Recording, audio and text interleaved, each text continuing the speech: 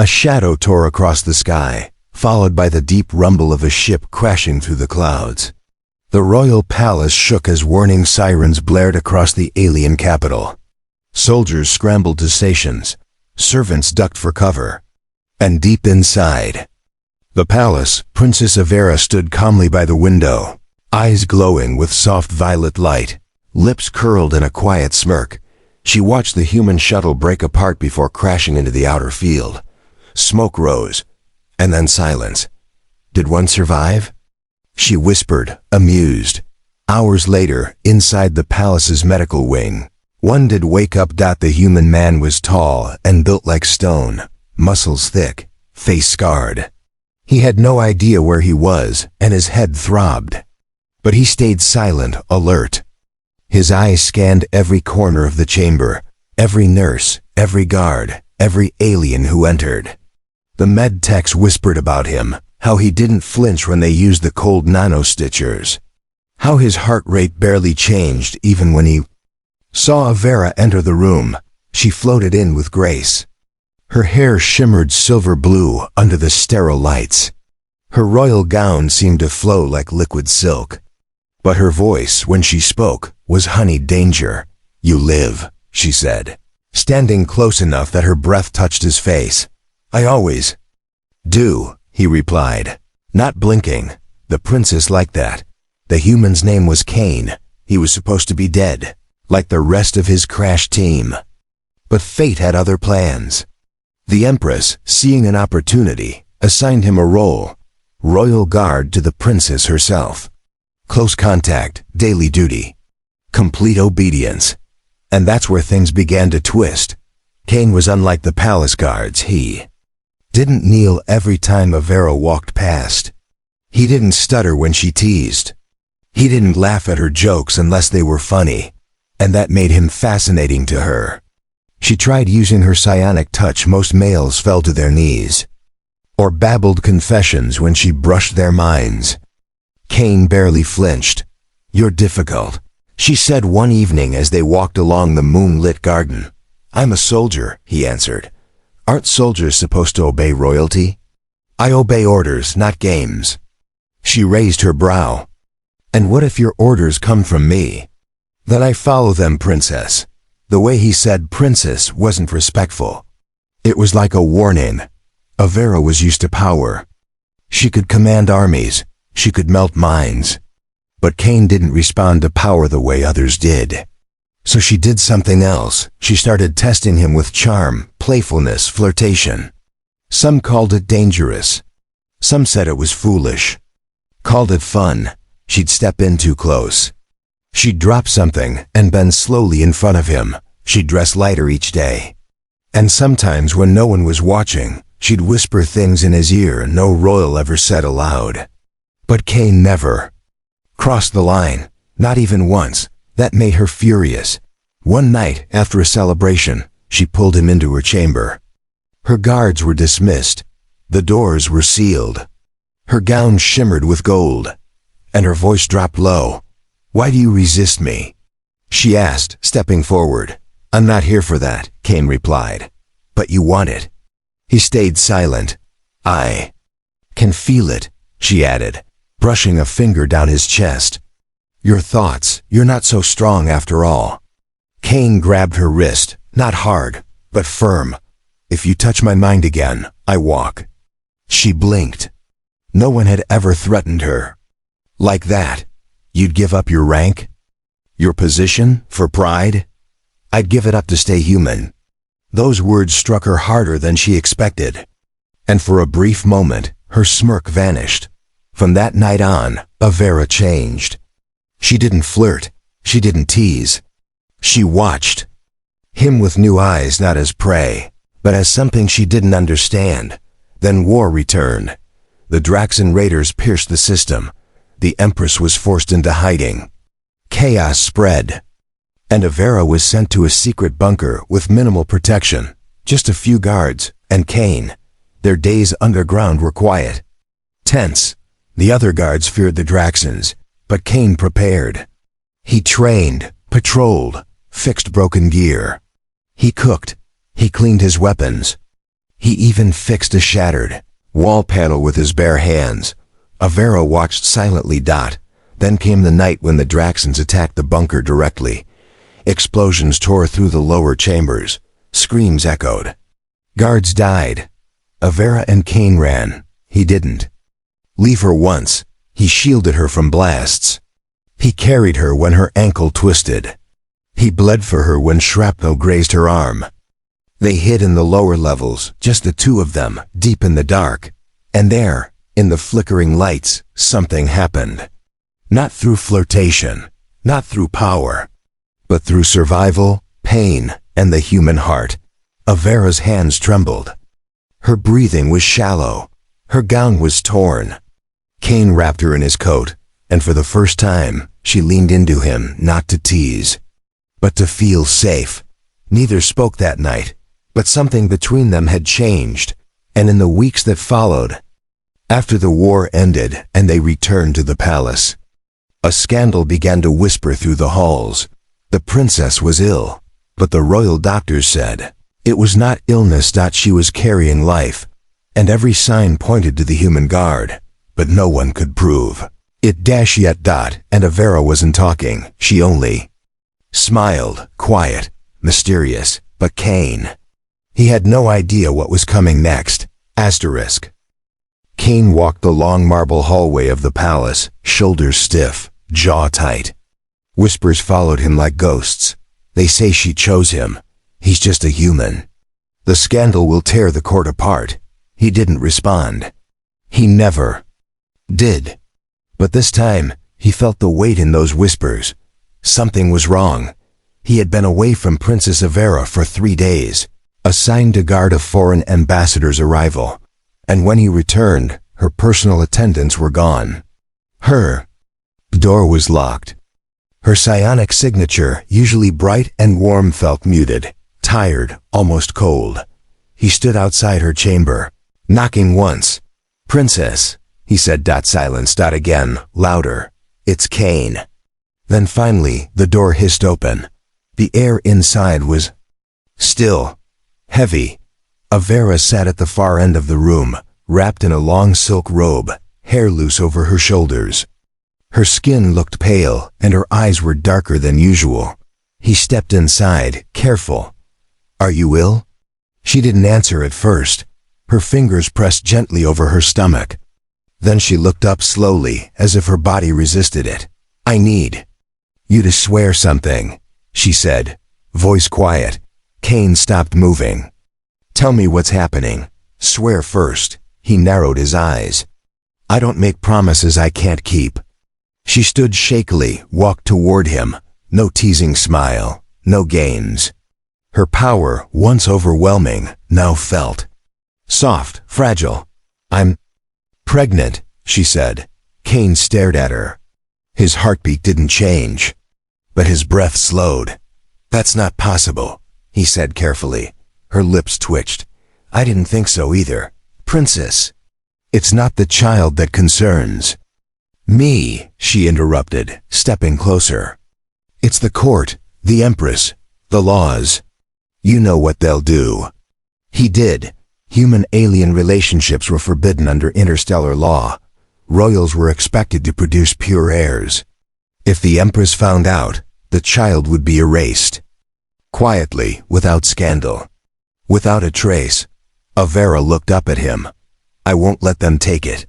Kane looked at her, really looked. She had once used her powers to twist minds, to test him, to play. But now she was vulnerable, terrified, and clinging to something that wasn't just rebellion, it was hope. Kane stepped back, thinking, "Do you know for sure it's mine?" Her expression changed, anger, hurt, pride, all flashing at once. "Never touched anyone else," she said sharply. He believed her. Still, he paced. His military instincts kicked in. This wasn't just a secret. It was a bomb under the throne. "You need to leave the palace," he said finally. Her eyes widened. "Leave? Are you mad?" "I'm the only one who can protect you," he said. "But not here. Not surrounded by spies, walls with ears, and nobles who'd sell you out to climb higher." She hesitated, then whispered, "They'll hunt me. Let them try." It took 2 nights to plan the escape. Kane worked alone, moving supplies through the tunnels used by workers and cleaners. He reprogrammed security cameras. He replaced guard rosters. Every step had to be perfect. Every second counted. On the 3rd night, as the palace fell asleep under the twin moons, Avera slipped into the shadows beside him. She wore plain clothes, no royal crest, no jewelry, no glowing crown. For once, she looked like just a woman. Scared. Brave. They escaped through the waste channels beneath the gardens. Sewage, rusted pipes, ancient airlocks, a hidden path Kane had memorized weeks ago in case of emergency. They reached the surface of the outer lands before sunrise. He had stashed a hoverbike under a collapsed farm dome. They rode hard into the deserts of Arda's broken moons. No trackers. No patrols.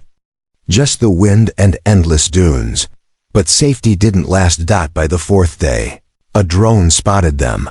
Kane blasted it out of the sky, but it was too late. The signal was sent. Avera grew weaker by the hour. She tried to hide it, but her hands shook. Her steps slowed. Her energy was fading fast. He built a shelter in a canyon wall. It was barely more than a cave, reinforced with scavenged metal and dry brush, but it was hidden. It would do. That night, as a cold wind howled outside, Kane wrapped her in every cloth and thermal he had. She curled close to him, not to tease, not to tempt, but to survive. Her voice was weak. "I'm sorry I played games with you." He didn't respond. "I didn't know it would feel like this," she whispered. "This child, it's not just rebellion. It's mine. It's real." Kane looked down at her, eyes hard. "Then we don't let anyone take it." She smiled, even as her eyes drifted shut. "That's why I chose you." And when she slept, he sat by the door, rifle in hand, heartbeat steady, watching the horizon, waiting for whoever came first. Because he knew the court wouldn't give up. They weren't hunting a traitor anymore. They were hunting a pregnant princess and the one human she trusted with her life. Kane sat with his back to the cave wall, staring into the night. The desert winds howled outside, but his mind stayed sharp. Every 20 minutes, he adjusted the motion sensors he'd placed outside the canyon entrance. Every hour, he checked Avera's breathing. She was still weak, and the pregnancy was draining her strength much faster than he expected. He'd seen wounds. He'd seen soldiers fall. But this was something he didn't know how to fight. When the sun rose, he walked up the cliff and scanned the horizon. The dust trails in the distance told him what he needed to know. Small patrol 4 riders, maybe 5. Moving fast. Coming straight toward them. He dropped back down, quietly entered the cave. "They found us," he said. Avera opened her eyes slowly. She looked pale. Her lips were dry. "How long?" "An hour. Maybe less." She nodded and tried to sit up, groaning as pain shot through her side. "You're not moving," Kane said. "I won't slow you down." He knelt beside her. "I'm not leaving you." She looked at him, eyes filled with something that was no longer pride or mischief. It was fear. "Then you'll die here." He tightened his jaw. "Only if I lose." Kane moved quickly. Buried heat flares across the canyon to confuse their sensors. He placed sound bombs in the rocks to make it sound like movement. Then he wrapped Avera in thick blankets and hid her deep in the back chamber, behind crates and scrap metal. "If anything happens," he said, handing her a pulse pistol, "shoot first." She took it but said nothing. Her hand was shaking. Then he stepped into the light, weapon in hand, armor tight, mind clear. The patrol arrived just before noon. 4 riders, dressed in royal armor. But they weren't normal palace guards. They were Black Talons, the Empress's secret hunters, trained to eliminate threats without mercy. Kane had seen what they did on Earth's moon colonies. They didn't speak. They just spread out. Kane crouched behind a boulder, eyes tracking every movement. When one soldier stepped close, Cain threw a shock trap at his feet. An instant jolt paralyzed the man. The other three turned fast. Shots flew. Cain rolled behind cover, fired twice. Hitting one in the chest, armor cracked, and the soldier dropped. The other two charged. He fought with everything he had. Pulse blasts, hand to hand. Dust choked the air. Blood splashed the rocks. But Cain didn't fall. He moved like he'd trained his whole life for this one moment. Every move counted. Minutes later, silence returned. 3 bodies lay still. One crawled away, dragging a shattered leg. Cain stood over him, breath heavy. "She's with child." Cain growled. "Tell your Empress that if she sends more, they won't return." The man looked up, eyes wide with fear. "You're insane. She'll send 100. Then I'll bury 100. He let the man crawl away. Back inside the cave, Avera was crying silently. Cain froze when he saw her. "I thought," she whispered, voice cracking, "I thought they killed you." He dropped his weapon and knelt beside her. "Not today." She threw her arms around him, holding tightly. Her tears soaked his shoulder. "I can't keep running," she said. "I'm not strong enough." "You're stronger than you think," he said softly. "But we need help now." "Who would help us?" "No one stands against the Empress." "Cain." "Look down at her. I know someone." He pulled out a tiny device from his belt, a long-range beacon. One he hadn't used in years. "You're calling for backup?" She asked. "No. I'm calling an old friend. She owes me." They stayed hidden for 2 more days. Cain repaired his armor. He buried the bodies. Avera's strength returned slowly, but her movements were slower than ever. The child was growing fast. Too fast. Finally, on the 3rd morning, a ship descended from the clouds. It wasn't royal design. It was old, patched together, half-rusted. But it was fast, silent. A woman stepped out, tall, dark-skinned, wearing a long coat with twin rifles slung across her back. Her eyes scanned the area with cold precision. Then she saw Cain. "Took you long enough to call me," she said. "Didn't want to owe you again." She walked up and punched him in the shoulder. Then she saw Avera, who stepped out, hand resting protectively over her belly. The woman raised a brow. "You got a royal pregnant?" "She's not just a royal," Cain said. "She's the one they want dead." The woman looked between them, then sighed. "Fine, let's get you off-world." Avera hesitated. "Who is she?" Cain gave a tired smile. "Smugglers call her Reka the Ghost. She saves lives when she's bored." Reka rolled her eyes. "Let's move before the Empress sends a dropship. And you better explain how this mess started, because I have a feeling it's more than just a pregnancy." As the engines warmed, Avera leaned close to Cain and whispered, "Do you regret saving me?" He looked into her eyes, not once. And as the ship took off, the royal palace far behind them, a new path began, one they never expected. But danger wasn't over. The Empress had eyes everywhere. And the pregnancy was only the beginning. The smuggler ship cut through the clouds of the dead zone, its engines silent to most scanners. Below them were miles of ash-covered rock, lightning storms, and the remains of abandoned war factories. This part of the galaxy was called the Quiet Belt. Not because it was peaceful, but because no one came back alive. Reka flew with one hand on the control stick, the other tapping buttons faster than Cain could follow. "Where are we going?" he asked. She didn't look at him. "A station I own, off-grid. No satellites. No visitors." Avera sat behind them, buckled in, one hand always resting on her belly. Her skin had lost color again. The pain was getting worse. Cain leaned over.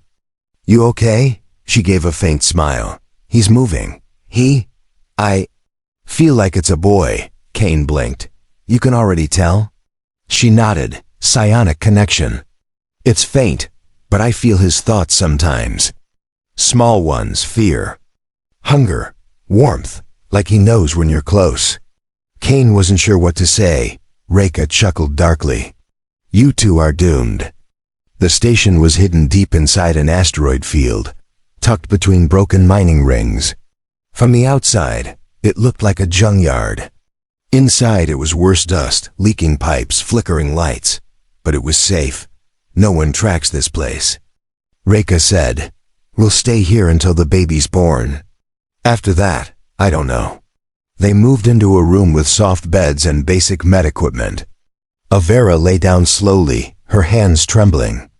Kane sat beside her, never leaving her side. The days passed quietly, but each night, Kane felt the same pressure building. They were safe, but for how long? And something else was wrong. Avera was too weak. Her powers, once strong, were fading fast. Station's medic, a skinny old man named Brent, checked her every day. His face grew more serious with each scan. Finally, after a full scan, Brent pulled Kane aside. She's dying. The man said, Kane's fists clenched. No, she just needs rest. Brent shook his head. This child. It's not growing like a normal hybrid. His energy levels are off the scale. He's draining her life. Kane's chest felt tight. There must be a way. Brent hesitated. There's one, but she has to agree. Kane didn't wait. He went straight to Avera's bedside. She was awake, staring at the ceiling. Brent told me, she said softly. I heard everything. We'll find another way. She reached for his hand. There is no other way. He looked at her angry. You're giving up? I'm choosing him, she whispered. I'd do it again. Kane stood, pacing, trying to stay calm. But she suddenly gripped his wrist. There is one method, she said. It's forbiddance, he turned. Tell me. She swallowed hard. Psionic transference. I give part of my life force to him, but link it to someone stronger. Stronger than you? Yes, she nodded. A human. His jaw tightened. What happens to the human? They carry part of the connection, the pain, the exhaustion, if the bond works. They share the burden. Kane didn't hesitate. Do it. She stared at him in silence. You don't even know what it feels. Like, I don't care. You might die. I'm already his father. Avera closed her eyes. Her lips moved slowly as she began the transfer chant. Soft light flowed from her hands into Kane's chest. At first, he felt nothing. Then fire. His veins burned. His breath caught. His vision blurred.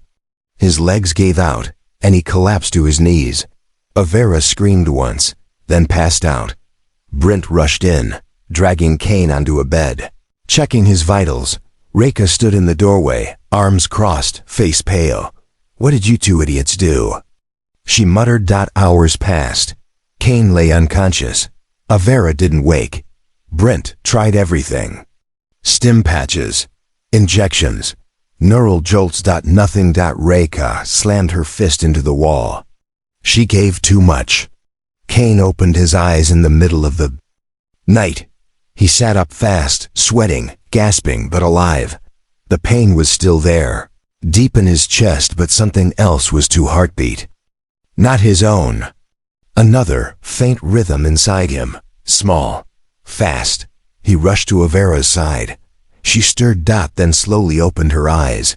You came back, she whispered. You too. He smiled, tears in his eyes. I felt him, she said, placing his hand over her belly. He's stronger now. You're holding part of him, Kane nodded. Let him take everything he needs. She touched his face. You already gave more than enough. They slept side by side that night. But far above them, in the heart of the palace, a message had been intercepted. The Empress now knew the location of her daughter, and the command had been given. Bring back the child. Eliminate the traitor. Do not fail. Warships began moving. Across the stars, death was coming. The cold metal floors of the hidden station hummed quietly.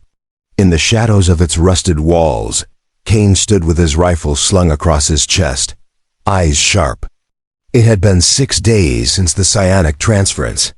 He still felt the strange heartbeat in his chest, fast, strong, not his own.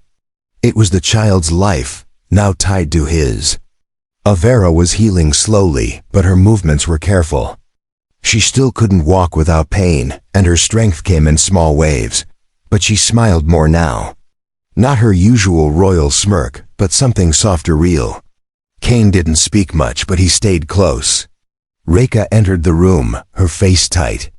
"We've got trouble." Cain looked up. "What kind?" She tossed a handheld scanner toward him. Long-range pulse detected. Royal code signature. Ships on the edge of the asteroid belt, stealth cruiser. Black metal, no insignia. Empress's personal killers. Cain didn't blink. How long? Half a day, maybe less if they charged through the rocks. Avera tried to sit up on the medbed. "You said this place was hidden." "It is," Reka said. "But they must have picked up your energy during the transfer." The child's power, psionic waves strong enough to ping through static dust. "They're coming for him," Avera whispered. "No," Cain said. "They're coming for both of you." Reka leaned back against the wall. "You need to move now." Cain looked around. "We're not ready. She can't travel." Avera reached for his hand. "We won't make it running." "Then we don't run," Cain said. He stepped out of the room, Reka following him down the dark corridor toward the weapons storage. "You're serious," she said. "I always am." "You think 4 people can hold off a royal assassin team?" "No," Cain said. "I think 3 can, because she's not going to fight." Reka opened a locker, pulling out energy packs and auto turrets. "This is suicide." Cain loaded a mag into his rifle. "Then let's make it count." They worked in silence. Cain installed traps at every corner. Reka set up sensor mines and wall-mounted blasters. Brint sealed the medical wing and reinforced Avera's door with plasma locks. The station became a fortress. Every hallway, every room. One way in, no way out. Avera, lying in bed, reached into Cain's coat pocket and pulled out the cum unit. "What are you doing?" Brint asked. "Sending a message," she said, eyes glowing faintly. "If I die, the galaxy will hear it." She opened a private royal frequency and began recording. "I am Princess Avera, rightful heir to the Empress. I carry a child, not a scandal, but a future, a symbol of peace between species. If this message reaches you, it means the Empress tried to erase that future. Let history judge her." She sent it, then closed her eyes and whispered, "Come, Mother. Let's see if you can kill what you helped create." The enemy ship arrived 12 hours later. It didn't dock. It drilled into the station like a spike, breaking through metal and sending shockwaves through every wall. 5 soldiers poured out black armor, red visors, silent as shadows. They didn't speak. They didn't warn. They killed. Reka's turret took down one instantly. The second was shredded by wall mines. But the remaining 3 were faster ghosts in motion. Cain waited behind cover. He saw the first step into the main corridor and fired twice clean shots, center. Mass, the soldier dropped. The last 2 split up. Reka moved to intercept one. Her twin rifles lit the hallway with blue light, but the other was headed toward the medical wing. Cain ran. Heart pounding, not from fear. From the child inside. Him screaming through the psionic bond. Something dark, cold, a presence that didn't belong. He reached the wing seconds later and saw the final assassin already slicing through the door. Cain charged. The fight was brutal. Blades against fists, guns thrown aside. Metal crashed. Blood spilled. Sparks flew from the walls. Cain blocked. A killing blow with his arm, bones cracking. Then one clean strike. He drove his blade into the assassin's neck. Silence. The body fell. Cain dropped beside it, bleeding, barely breathing, but alive. Avera cried out from behind the door. Kane! He forced himself to his feet, pulled the last lock open, and staggered inside. She reached for him, eyes wide. You're hurt. Just a scratch, he lied, blood dripping from his side. She placed his hand over her belly.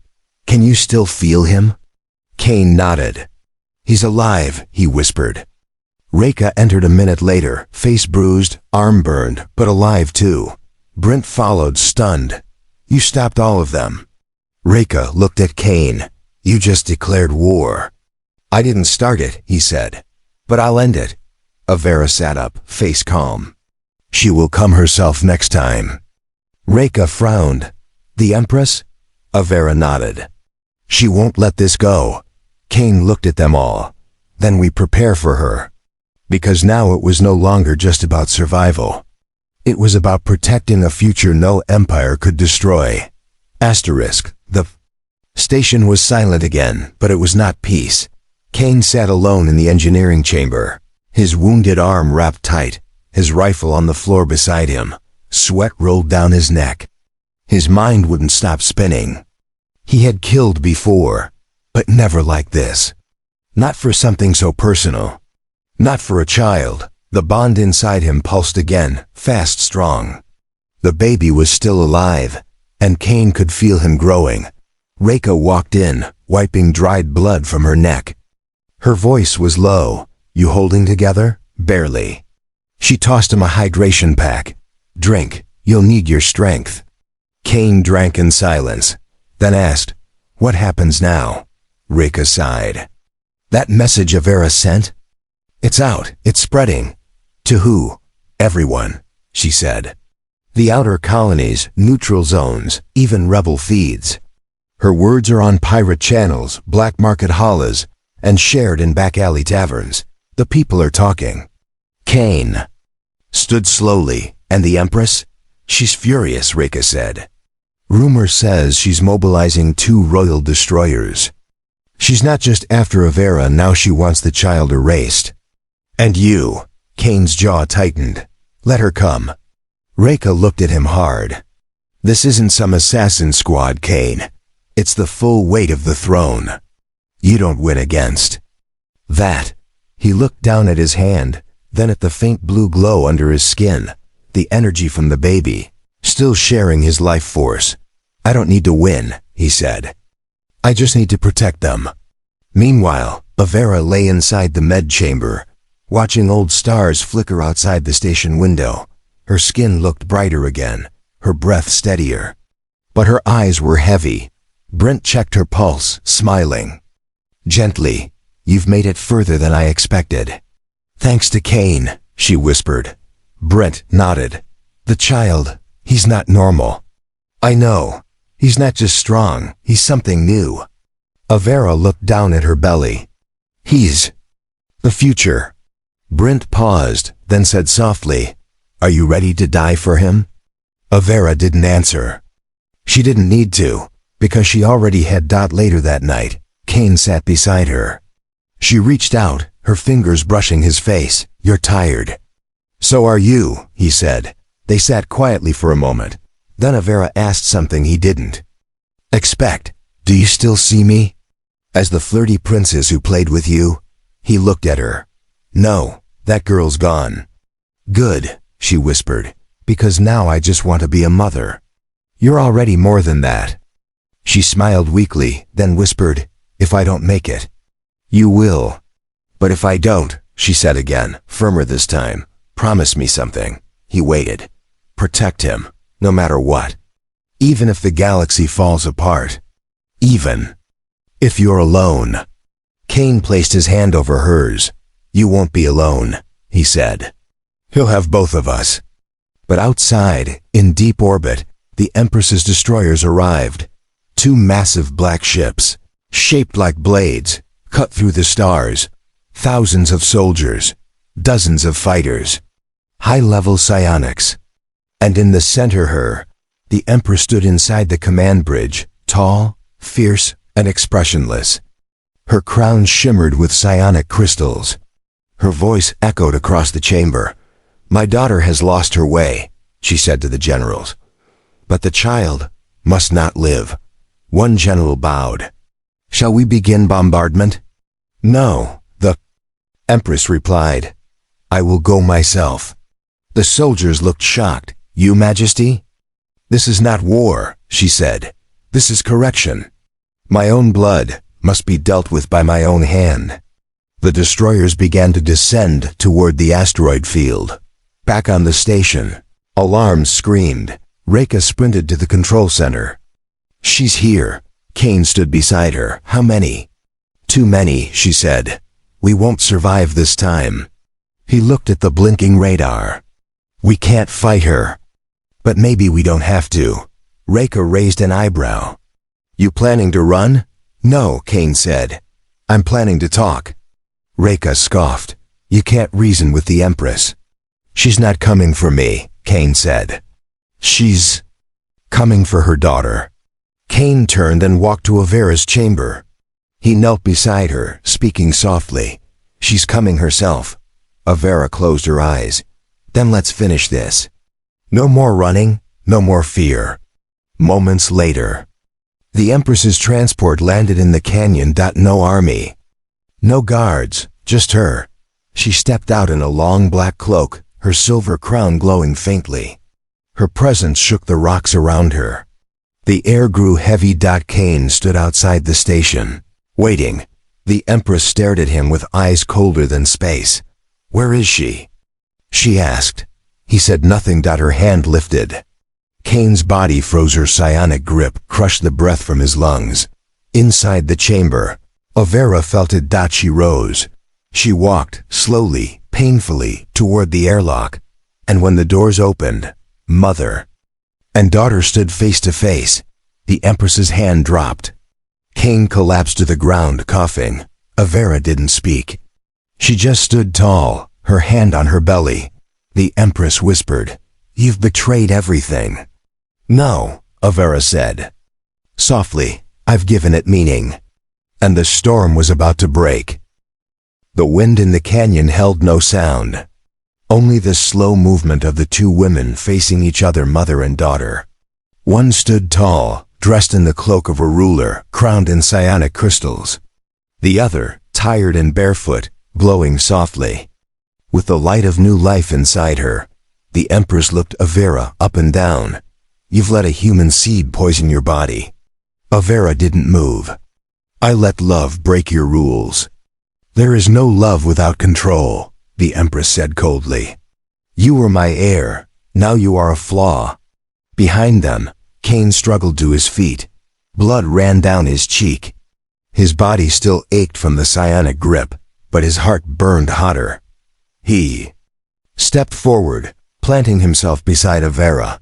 The Empress raised an eyebrow. You would still stand with her, even knowing what awaits? Kane's voice was quiet but firm. I'm not afraid of you. Her eyes narrowed. Then you're not wise. Reka and Brent stood on the station platform above, weapons hidden. Breath held. They didn't dare interfere. This wasn't a war. This was something older, something sacred. Avera's hand trembled slightly on her belly. Mother, it's not just a child. He's something new. I feel it. The psionic link, the strength. He's more than human, more than royal. A threat, the Empress said. A future, Avera replied. The Empress stepped closer. The ground under her feet cracked from pressure. You think you've changed the world with one mistake? One child? No, you've only awakened a curse. Kane moved in front of Avera. Then I'll carry it. You already are, the Empress said, watching him carefully. I feel him inside you. The link. He chose you, Kane nodded. Because I chose him. For a moment, nothing moved. Even the wind seemed to wait. Then Avera took a breath, closed her eyes, and reached into the link into the child's mind. She whispered gently, and something answered.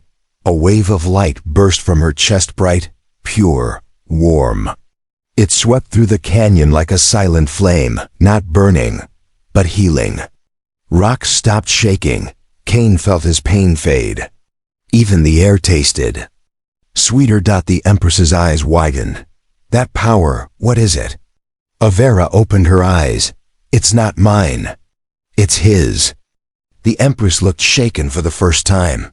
She stepped back, her voice uncertain. That much psionic energy in an unborn? He'll break the balance. He could bend minds, even rulers. Maybe, Avera said. Or maybe he'll heal a broken empire. The Empress stood still, her hand trembling slightly.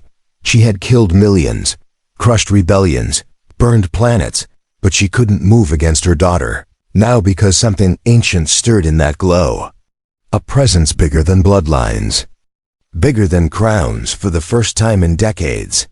The Empress felt fear. You'll make him your weapon, she said. Avera shook her head. No, I'll raise him as my son. He'll choose what to be. Cain stepped beside her, gently taking her hand. And he'll know, he said, that someone stood against power. To protect what mattered. The Empress turned her gaze to Cain, human, scarred, wounded, and saw something she had never seen in her own generals. Love, not weakness. Not madness, but real love. She closed her eyes for a moment, then said, Leave this system. You will be hunted wherever you go. Your child will never be safe. Avera straightened. He will. Because we'll never stop protecting him. The Empress opened her eyes. Then run. She turned and walked back toward her ship. No soldiers followed her. No ships attacked. She had come to erase a mistake. Instead, she left with something more dangerous, a question in her heart. Reka rushed down as the Empress's ship lifted off and vanished into the clouds. You're alive, she shouted. I was ready to blast that old witch. Brent smiled wide. She let you live, why? Cain looked at Avera, then down at the quiet glow from her belly. Because for the first time, he said, she saw something she couldn't control. In the weeks that followed, they left the station, together. They disappeared into the stars. Some said they fled to the neutral zones. Others believed they joined the rebel colonies. But their message spread like wildfire, that a royal had chosen. Love, that a child of two worlds was born, and that the galaxy, ruled by fear for so long, had begun to dream again, years later, in a hidden world where stars burned blue and plants glowed softly in the night. A young boy stood beside a fire. His eyes shined gold. His mind, already strong, could move stones with a whisper, and beside him stood his parents, a former human soldier, and the woman who once ruled empires with a glance. Now, they ruled nothing, but they had everything, and the boy? He would one day decide the fate of many, but tonight, he only smiled and said, Mama, tell me again how you met Papa. And Avera laughed, pressing a kiss to her son's forehead, whispering, I tried to tease him, but he never played along. Cain grinned. I was too busy falling in love.